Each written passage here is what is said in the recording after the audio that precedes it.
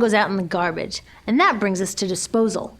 This is the part of the materials economy we all know the most because we have to haul the junk out to the curb ourselves. Each of us in the United States makes 4.5 pounds of garbage a day. That's twice what we each made 30 years ago.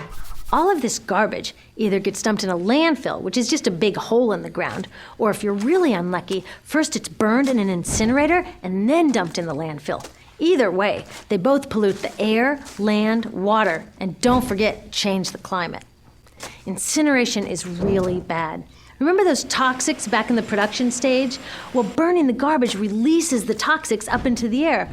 Even worse, it makes new super toxics, like dioxin. Dioxin is the most toxic man-made substance known to science, and incinerators are the #1 source of dioxin. That means that we could stop the #1 source of the most toxic man-made substance known just by stopping burning the trash. We could stop it today. Now, some companies don't want to deal with building landfills and incinerators here, so they just export the disposal too. What about recycling? Does recycling help? Yes, recycling helps.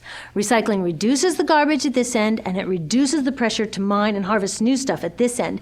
Yes, yes, yes, we should all recycle, but recycling is not enough. Recycling will never be enough for a couple reasons. First, the waste coming out of our houses is just the tip of the iceberg.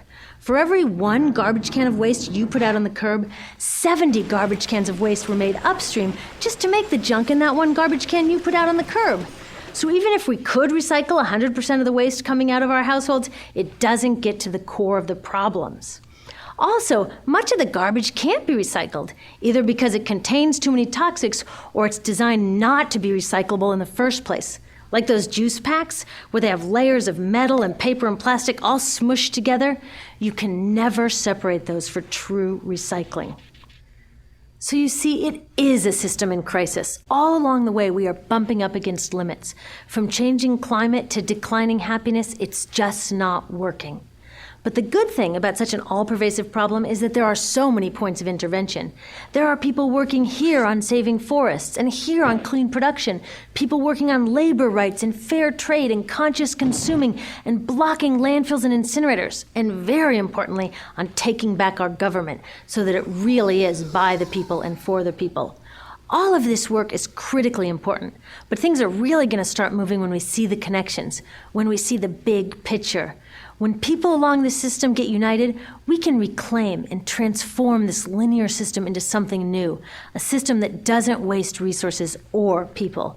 Because what we really need to chuck is that old school throwaway mindset. There's a new school of thinking on this stuff, and it's based on sustainability and equity, green chemistry, zero waste, closed-loop production, renewable energy, local living economies. It's already happening.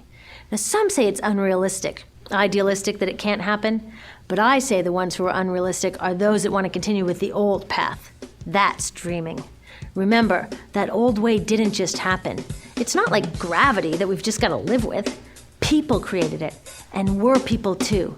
So let's create something new.